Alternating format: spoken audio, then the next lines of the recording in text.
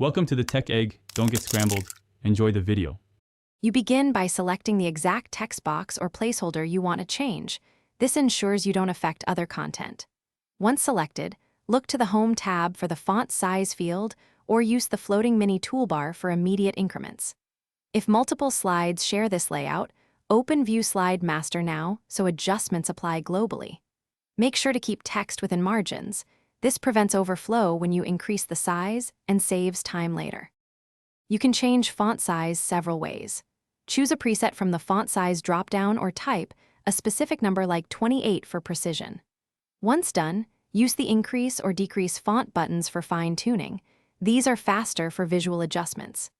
If text spills outside the box, enable auto-fit in the Format Shape text options or manually resize the text box to preserve layout. Also consider line spacing and paragraph spacing to keep readability when sizes change.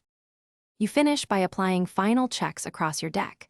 Verify slide master changes, scan for overlapping objects, and confirm consistent sizes across headings and body text. Once done, review and slide show view to ensure legibility at presentation scale. If text clips or disappears, first try enabling auto-fit or slightly reducing the size. Make sure the text box margins aren't too tight.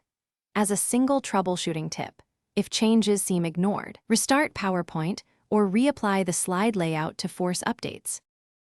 Thanks for watching. Consider subscribing if I helped unscramble your problems.